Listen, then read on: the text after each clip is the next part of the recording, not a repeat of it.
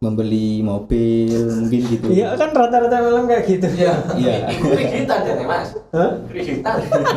Katanya sih cash Mas, cuma kan ada videonya itu ditampilkan. Ke luar negeri gitu. Ternyatanya jauh. Awas ya. Semua kan gitu yang namanya LM kan Segala orderan sih, kayak ngantar orang juga. ngantar orang. Iya, ngantar orang. Oh oke, jadi ini konsepnya beda dengan kurir-kurir yang umum gitu ya. Kalau kurir umum kan biasanya barang.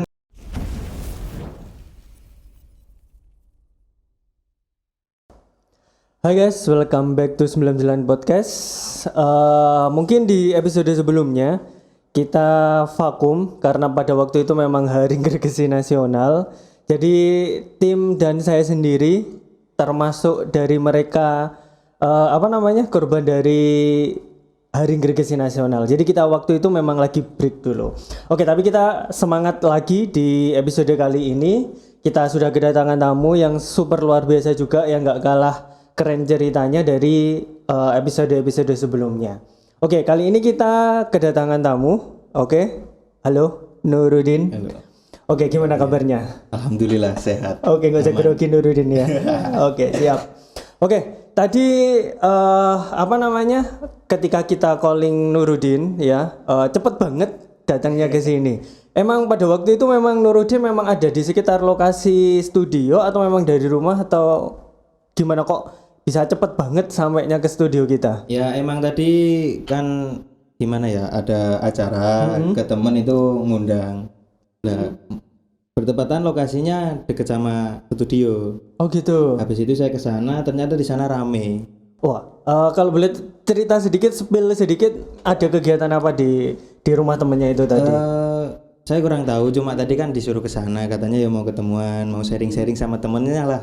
Kan kalau kayak saya baru lulus ini, mau diajak ada peluang bisnis yang bagus gitu katanya. Oke. Jadi saya tadi mau ke sana, cuma ya gara-gara di sana rame, saya juga nggak pede kan mau ke sana. Jadinya ya calling Pak Andra tadi, katanya suruh ke sini. Oh, gitu. Ya kan sudah kemarin kan. Oke, good. Oke, apa namanya? Kalau boleh tahu bisnis apa itu, Din? Seputar apa atau sesuatu yang berbau apa? Mungkin saya belum tahu mengenai itu. Cuma kemarin ya kayak ditawari aja. Jadi masih belum lihatlah apa dalamnya gimana, belum join lah. Oke. Baru dikasih masukan sedikit-sedikit. Kok denger-denger MLM gitu bener itu? Ya mungkin kayak seperti itu. Kalau saya sendiri menyikapi memang itu MLM. Cuma sih katanya itu MLM-nya yang legal, ada legalnya gitu. Oke. Kalau kamu sendiri tertarik dengan bisnis jenis MLM kayak gitu? Ya kalau saya sendiri sih agak tertarik sih ya. Mungkin agak tertarik. Agak tertarik. Berarti ada agak tidak tertariknya Ya, juga di situ. tidak menariknya. Oke. Soalnya gimana ya? Kalau soal keuntungannya sih menjanjikan sih. Kayak peluangnya banyak gitu. Ya buat kita yang beban ya masih beban jadi beban orang tua. Jadinya kayak gitu kayaknya sih masuk. Tapi kan yang namanya MLM kan iming-imingnya selalu seperti itu. Jadi setahu saya ya, yang namanya MLM kan selalu mengiming-imingi nanti kalau kamu join, kalau kamu ikut MLM atau bisnis ini kamu akan dapat ini kayak gitu. Kamu kok yakin yang itu tadi legal dari mana? Ya dari segi promosinya dia. Soalnya itu katanya ada petinggi negara itu juga ikut di MLM itu. Jadinya kan kayak valid gitu. Jadinya gimana ya, orang petinggi negara aja ikut, masa kita nggak ikut kan gitu. Sudah ada yang menjamin keselamatan lah. Itu beneran petinggi negara atau cuma mengatasnamakan orang tertentu? Karena setahu saya juga setiap orang bisa saja ngeklaim kayak gitu. Jadi misalkan saya punya bisnis, orang ini juga join, orang ini juga join tanpa adanya bukti. Itu kan bisa juga penipuan. Kamu nggak takut kayak gitu? Ya sebenarnya sih kalau rasa takut ada. Cuma dari beberapa teman-teman yang ikut itu kayaknya kok enak, mereka sukses. Apa mungkin emang mereka bisa, apa saya yang menilainya gimana kan saya juga nggak tahu. Oh gitu. Berarti beberapa teman kamu itu memang ikut dan mereka sudah terbukti sukses di MLM ini gitu. Iya. Oke. Gitu. Tapi beberapa teman juga masih ada yang belum sukses, kayak dia masih merintis lah, baru join lah kasarnya Oh gitu. gitu. Oke. Biasanya kalau MLM kan ketika kita mau join kan harus membeli produk kan ya. Itu sama juga seperti itu, harus membeli produknya secara langsung gitu. Sama, cuma bedanya kalau di MLM situ sih kita dapat produk. Ya berupa produk gitu, jadinya ada gimana ya? Ada kembalinya uang. Jadi uang kita itu ditukar sama produknya itu. Produknya itu nanti dijual atau dipakai kita lagi? Ya mau dipakai sendiri silakan, dijual juga bisa. Kalau misalkan kalau misalkan dipakai sendiri terus sistemnya gimana itu MLM biar muter gitu? Katanya sih kalau dipakai sendiri, kalau biar muter itu kita ikut sistem. Jadi di situ kita jadi konsumen, juga jadi distributornya. Ya bagian pengenalan mungkin gitu. Tapi ada timnya, katanya sih gitu. Kalau produknya sendiri harganya kisaran berapa? Ketika kita misalkan kita mau beli atau join di MLM ini? Kalau saya kemarin ditawari itu satu paket sekitar 1 juta. 1 juta pas? Iya, 1 juta. Itu dalam bentuk apa produknya? Dalam bentuk satu paket obat. Oh, obat-obatan. Ya obat untuk kesehatan lah. Oh gitu. Iya. Oke. Itu juga yakin ya kalau memang obatnya itu manjur atau ada manfaatnya gitu. Ya kalau dari sananya sih katanya juga manjur, soalnya sudah teruji di BPOM gitu. Kalau kamu sendiri, kalau saya boleh tanya, kamu sendiri pengen ikut enggak? Kalau sebenarnya sih kalau ada modal ya kayaknya ikut. Pengen ikut juga? Ya pengen ikut, cuma ya masih banyak pertimbangan lah, belum yakin 100% gitu. Berarti memang masih ada sisi ragunya juga untuk ikut MLM seperti itu. Soalnya kan saya juga masih baru kenal, jadinya kalau mau 100% itu berat. Oh gitu. Kalau sepengetahuan kamu, tadi kan kamu ikut di temennya. Kamu pernah ikut ke tempatnya MLM itu? Pernah sekali kalau nggak 2 kali itu. Oh gitu. Iya. Di sana ngapain? Di sana ya diberi masukan, kayak dijelasin ini sistemnya gini, dengan modal segini dapatnya segini gitu. Oh kalau gitu. Programnya kalau bisa ajak orang nanti dapat bonus gitu, jadi anggota lah, membership gitu. Memang MLM memang seperti itu kan sistemnya, jadi cari orang muter ya, dari cari orang, nyari orang. Soalnya MLM itu kalau nggak salah sih ya, kita jadi pembeli juga jadi anggota yang menjual gitu. Kalau kamu sendiri tetap positif ingin ikut ya kalau memang punya modal? Kalau itu masih belum. Masih belum yakin juga sebenarnya. Belum yakin. Oke. Lihat yang ngajak aja.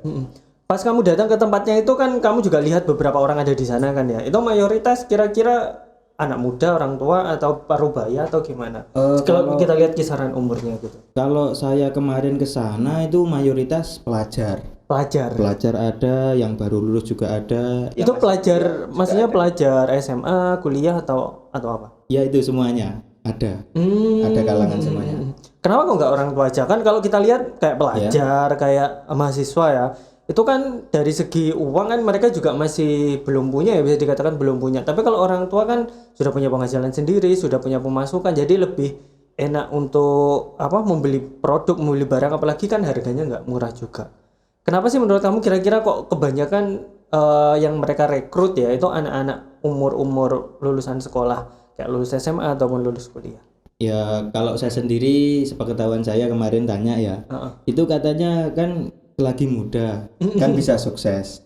Kan kapan lagi kita kalau nggak bagian orang tua kalau masih muda gini kan.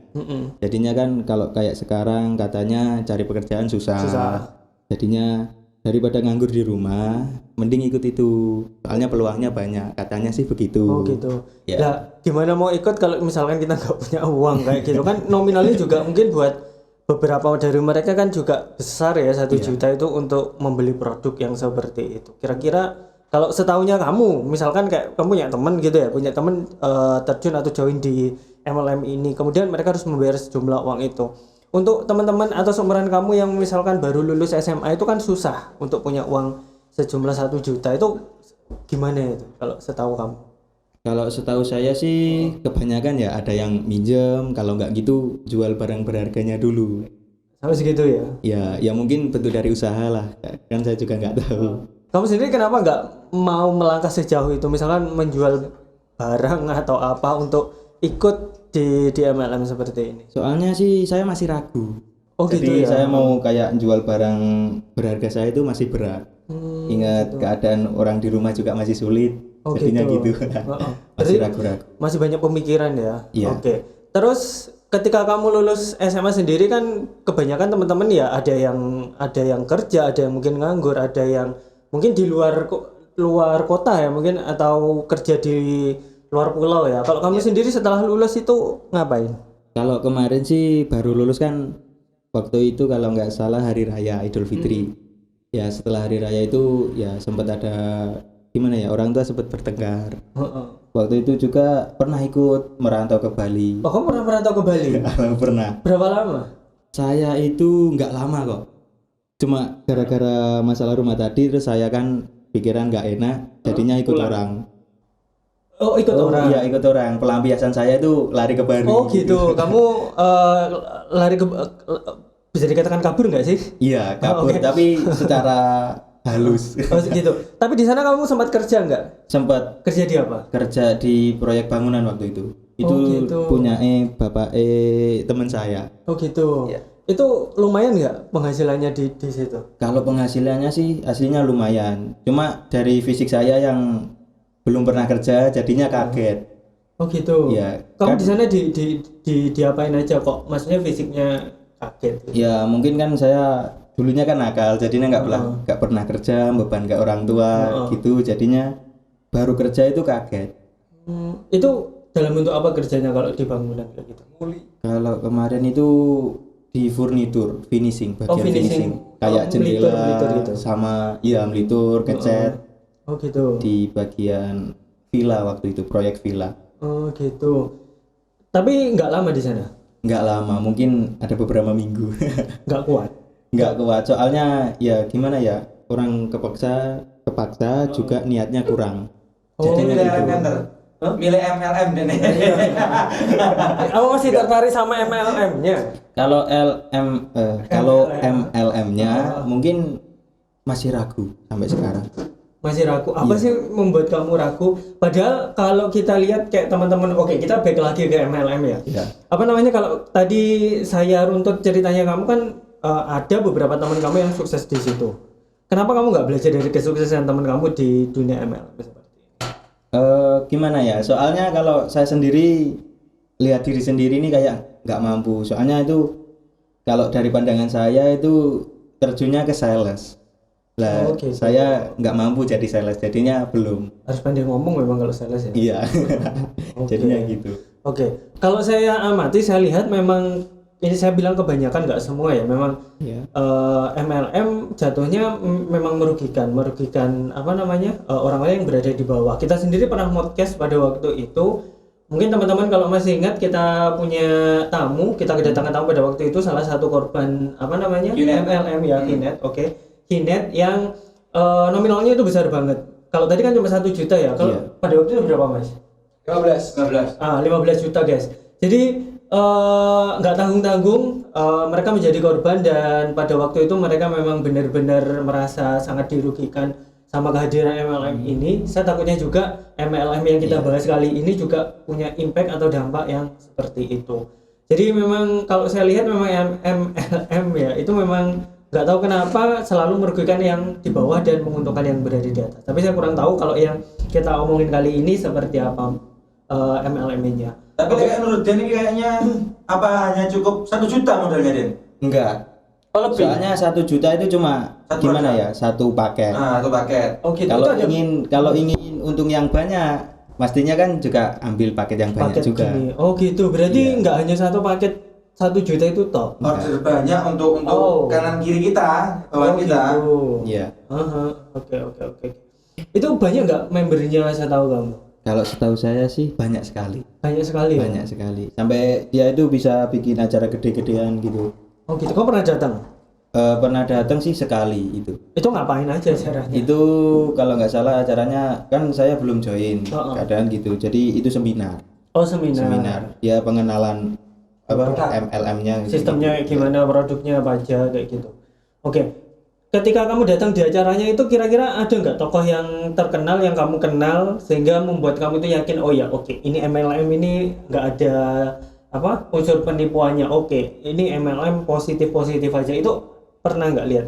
Nggak pernah, soalnya yang datang itu petingginya mereka. Oh gitu. Kayak kakak-kakaknya yang udah sukses dapat membeli mobil mungkin gitu. Iya kan rata-rata malam kayak gitu. Iya. Iya. Kreditan ya, Mas. Hah? Kreditan. Katanya sih cash Mas, cuma kan ada videonya itu ditampilkan. Ke luar negeri gitu. Iya, ke luar negeri. Tiba-tiba brand green screen. Ada yang Susah liburan, kan itu. ada yang liburan kemana gitu juga ada. Kamu percaya? Ya percaya kan ada fotonya. Ya percaya. Percayalah. Saya takutnya seperti itu. Ya apa namanya, kebanyakan dari mereka yang belum tahu menganggap hal seperti itu tuh hal yang benar gitu loh. Iya. Saya sendiri kalau boleh sharing, dulu juga pernah kemakan MLM ya, baik di SMA maupun di kuliah. Ya sama, jadi kita diundang di seminar mereka, terus kemudian mereka mempromosikan produk sama sistemnya seperti apa. Terus apa namanya, ini loh contohnya yang udah sukses, beli mobil apa, uangnya berapa, terus liburan kemana. Kayaknya apa sistemnya sama aja kayak gitu. Iya, MLM mau gitu, guys. Rata-rata MLM gitu. Cuma kalau dari pandangan saya sih ya, untuk MLM ini permainannya orang yang punya sih. Kayak pendapatan sudah banyak, apa perusahaan besar, itu kayaknya sih oke lah kalau di MLM. Iya, berarti yang punya modal tinggi yang Iya. kemungkinan akan sukses karena mereka yang di atas Iya, gitu kan ya. gitu. Berarti yang memang yang di bawah itu yang benar-benar menurut saya itu yang bisa dikatakan dirugikan gitu loh. Karena yang kerja beneran kerja itu orang-orang yang di bawah, karena yang di atas ya tinggal menikmati apa yang ada di bawah. Mungkin nggak kayak gitu sih. Mungkin mereka Gimana? lagi merintis, kan jadi sulit-sulitnya. Oh gitu. Habis itu kalau sudah lama, sudah berhasil kan tinggal menikmati suksesnya. Oh, gitu. Mungkin sih gitu, cuma belum tahu juga. Oke. Iya. Kalau misalkan sama-sama punya uang sejumlah itu ya kenapa sih nggak buka usaha aja? Kalau saya sih pemikiran dulu juga gitu. Cuma kan ya ada teman yang ngajak itu, jadinya kayak gitu. Jadi lebih tertarik join daripada buka usaha sendiri gitu. Ya setelah di prospek sih gitu. Oke. Terus kalau Nurdin sendiri sekarang kesibukannya apa? Kalau Selain- sekarang kesibukannya sih kan kemarin masih nganggur. Habis dari Bali itu kan saya nganggur dulu di rumah. Oke. Soalnya sakit ya, sakit-sakit biasalah, kangen rumah. Oke. Oke. Jadi instruktur di sekolah. Ya, alhamdulillah sekarang sudah gini deh. Dari Bali kemarin kan pulang. Habis itu iseng-iseng diajak teman itu ke BLK Banyuwangi. BLK itu BLK itu apa sih? Balai Latihan Kerja. Itu dari pemerintah memang disediakan untuk orang-orang yang masih belum dapat kerja. Itu di sana diajari. Itu pelatihan skill gitu. Iya, pelatihan skill Oke. di sana. Jadi tidak terbatas umur. Oh, berarti umur berapapun boleh join di Boleh. BLK. Dan ketentuannya juga nggak ada ijazah. Oh, gitu? Iya, ijazah SD boleh, SMP juga boleh. Oh, siapapun berarti boleh Boleh. masuk ke situ. Ya, asalkan kuotanya masih ada. Oh, berarti di kota juga. Ya, satu tahun itu diambil 6 angkatan. Oh, satu angkatan berapa orang kira-kira? Satu angkatan, kalau satu angkatan satu jurusan itu sekitar 16 orang. Oh, 16 orang. Iya. Oke, kalau apa jurusannya apa aja?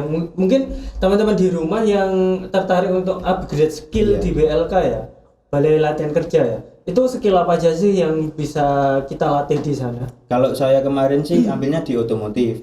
Jadi itu teknik injeksi, sepeda motor injeksi. Kan yang Oke. sekarang lagi ngetren itu kan sepeda injeksi. Iya, sepeda motor Kebanyakan injeksi. kayak Matic. Kebanyakan Sepeda pakai sport itu gitu, memang kan ya. iya. Terus kalau program lain selain apa otomotif, setahunya kamu kalau di BLK ada apa lagi? Itu ada pengolahan ikan, Pengolahan ikan, pengolahan oke. kue sama Oh, tata boga kue. iya. Tata busana juga ada. Oh, tata busana. Ya, teknik pengelasan sama masih banyak sih. Oke. Saya lupa itu di ya. Itu recommended gak sih sebenarnya? Kalau saya pribadi sih recommended sekali. Soalnya di sana itu nggak disuruh bayar. Oh gitu, free, gratis ya? Gratis. Malah kalau saya kemarin dapat uang ganti bensin. Oh gitu. Jadi satu hari itu sekitar 20.000 kalau nggak 25.000. Ongkos ganti bensinnya itu Iya. tadi. Oke, berarti kita sudah dilatih skill, kita sudah mendapatkan ilmu baru, Iya. masih uang bensinnya masih diganti di sana. Berarti enak ya? Sama seragam juga gratis. Oh, dapat seragam juga. Backup seragam, tas sama alat tulis. Oh. Kalau menurut kamu sendiri, setelah kamu ikut BLK ada ilmu baru atau sama aja setelah keluar dari situ? Kalau saya pribadi sih dapat ilmu baru banyak. Oh gitu. Soalnya mengenal tentang yang sekarang lagi gimana ya, perkembangan zaman, kayak sepeda motor yang dari karburator jadi injeksi. Oh gitu. Sistemnya kan seperti kayak komputer kalau sekarang. Itu sepeda motor. Berapa lama pelatihannya? Kalau saya kemarin sekitar 1,5 bulan. 1,5 pelatihan. bulan. Itu Cukup mencakup gimana ya? Kalau di sana itu kasarannya servis yang nggak bongkar mesin. Jadinya pengetahuan SMK 3 tahun dicakup jadi 1,5 bulan. Oh gitu. Iya. Berarti memang nggak apa kalau boleh dibilang anak-anak SMA, anak-anak non SMK ya, itu ketika mereka ingin mendapatkan skill di bidang otomotif atau di bidang lainnya bisa join di BLK itu berarti. Iya bisa. Oh gitu. Ya di sana bidangnya servis kan. Kalau udah dari sana mungkin dikasih jalan mau magang ke Honda, dealer AHA gitu ya. Jadi setelah ke BLK ilmunya kan masih segitu. Jadi kalau mau nerusin magang nimba ilmu lagi boleh. Oh gitu. Berarti ada program magang juga di sana. Kalau magang itu sistemnya kayak PSG-nya anak SMK. Kayak gitu. Gitu. Oke. Dapat sertifikat nggak sih? Kalau sertifikat pasti dapat. Gitu. Itu sertifikatnya kalau nggak salah LSP langsung dari negara. Oh gitu. Iya. Berarti itu sama lisensi kayak berarti ya. berlisensi. Iya, sama kayak punya anak SMK yang LSP itu. Tapi masa aktifnya cuma 3 tahun. Oh gitu. Iya. Ada durasi aktifnya juga. Durasi aktif. Kalau mau perpanjang ya ujian lagi, praktek lagi. Oh gitu. Iya. Dari ilmu yang kamu dapat di BLK itu apa yang bisa kamu terapkan dalam kehidupan sehari-hari? Apa skill yang kamu dapat itu tadi? Ya kalau yang saya dapat sih kayak sepeda motor, mau nyervis. Sekarang juga kan saya dikasih job di Manfaat Banyuwangi juga gitu. Itu kalau nggak salah suruh gimana ya? Instruktur adik-adik kelas. Jadinya gitu. kayak saya kayak memberi materi ekstrakurikuler. Oh gitu. Berarti memang apa namanya ya, ilmunya sangat bermanfaat banget ya. Alhamdulillah bermanfaat sekali. Oke. Terus kedepannya Nurudin sendiri prospeknya seperti apa? Ya mungkin kalau kedepannya sih ya kayak mau ngelancarin dulu lah yang ini di MAN ini. Kalau nggak gitu ya mungkin mau ikut bengkel resmi juga, mau nambah ilmu. Oh gitu. Ya, MLM-nya biar Din. Kenapa? MLM-nya gimana? Oh ya, tadi kita awal-awal ngomongin MLM. Kalau punya rezeki kira-kira sama tanya. Kalau punya rezeki kira-kira kamu mau join gak di MLM itu? Kalau di MLM-nya selagi ada yang mau jamin, ada yang mau beri jalan. Kalau ada rezeki insya Allah ikut. Iya. Kalau selagi dia pasti memberi harapan yang dikatakan gitu. Kalau harapan pasti. Kenyataannya. Kenyataannya jauh. Awas ya. Semua kan gitu, yang namanya LM kan pasti memberikan harapan yang bagus-bagus. Kalau saya boleh saran, mending dipelajari dulu karena apa? Di umurnya kamu ya itu masih banyak hal yang harus kamu pelajari dari bisnis yang namanya MLM itu aja. Oke, kalau kamu sendiri sekarang sibuk apa? Kalau sekarang kesibukannya kerja. Kerja apa? Kerja jadi kurir. Oh, kurir. Iya, kurir lokal masih. Kurir lokal. Oke, itu nganterin apa aja kalau kurir lokal? Sebenarnya sih banyak menerima segala orderan sih. Kayak ngantar orang juga. Ngantar orang. Iya, ngantar orang. Oh, oke. Jadi ini konsepnya beda dengan kurir-kurir yang umum gitu ya. Kalau kurir umum kan biasanya barang ya. Iya. Kalau orang mungkin Gojek atau Grab kayak gitu. Ini berarti semua hal bisa diangkut gitu. Iya, bisa. Soalnya dia kan menyediakan kurir. Jadi mau antar orang bisa, kayak sistem GoFood juga bisa. Jadi banyak. Oh gitu. Iya. Berarti apapun bisa diantar dengan kurir ini gitu ya. Ya, selagi mampu bisa lah. Oke. Kamu pernah membawa apa aja? Ya, kalau kebanyakan sih dari sekarang sih kayak makanan-makanan gitu, makanannya kitren untuk anak-anak remaja gitu lah. Oke. Berarti apa namanya di kurir ini yang kamu apa namanya geluti saat ini ya di dunia perkuriran ini? Iya. Itu lumayan nggak pemasukannya ke kantong itu lumayan nggak? Kalau dari saya sendiri sih kayaknya cukup banget. Soalnya ya habis nggak ngapa-ngapain ya kan. Sekarang belajar kerja terus dapat uang segitu sih, alhamdulillah di kantong. Cuma kembalinya ke saya pinter nabung nggak, kalau nggak pinter nabung saya nggak bisa dapat uang. Bisa nyisihin uang ya. Iya. Oke. Tapi sudah happy ya dengan dengan pekerjaan di kurir ini? Ya alhamdulillah senang juga sih. Oke. Ya sampai bisa beli HP baru Luar gitu. biasa ya. Ya alhamdulillah. Oke, the last or terakhir Nurdin. Ya. Rencana ke depan. Kira-kira ada rencana apa ke depan? Mau tetap ikut MLM, buka bisnis, atau memfokuskan diri di kurir, atau tadi mau upgrade skill setelah lulus dari BLK atau apa? Kalau Nurdin sendiri? Ya kalau planning sih ya jadi yang terbaik sih. Ya kayak menggeluti pekerjaan dulu, kemudian apa yang saya punya ilmu nih saya tanamkan ke adik-adik biar bisa kalau ada yang minat ke otomotif jadi yang lebih baik lagi, dapat masukan dulu sebelum terjun ke dunia bengkel gitu. Oke gitu ya. Oke, kalau terkait sama MLM, saya kaitkan lagi dengan MLM. Kira-kira buat adik-adiknya juga yang mau ngambil MLM, bisnis jenis MLM, kamu bisa nggak ngasih trik atau tips biar mereka nggak ketipu juga? Trik atau tipsnya sih kalau saya kembali ke anaknya. Kalau anaknya mampu, dia rasa bisa gitu, kalau modalnya juga dia punya, silahkan gitu. Jadi kalau saya sendiri sih nggak ngelarang, itu keputusanmu, ya itu kamu jalanin. Kalau kamu sendiri membatasi MLM itu penipuan atau enggak, indikator atau parameternya itu seperti apa? Kalau saya sih tergantung gimana ya, tergantung orang-orangnya juga. Kalau yang saya ditawarin ini mungkin nggak penipuan, soalnya dia sistemnya gimana ya, sistemnya itu kekeluargaan gitu sih kayaknya, jadinya masih ada sambungnya lah sama teman-teman yang lain gitu. Oke, thank you Nurdin atas kehadirannya di podcast 99 kali ini. Semoga apa yang kamu sampaikan, semoga apa yang kamu share sama teman-teman atau sahabat podcast di rumah bisa memberikan ilmu tambahan, bisa memberikan motivasi. Dan semoga cerita yang kamu sampaikan hari ini bisa menginspirasi teman-teman di rumah semua. Oke, thank you guys. Podcast kita kali ini kita akan tampilkan lagi tamu-tamu yang gak kalah keren di episode berikutnya. So thank you for watching. Jangan lupa like dan subscribe video-video lama kita. Thank you for watching. See you next time.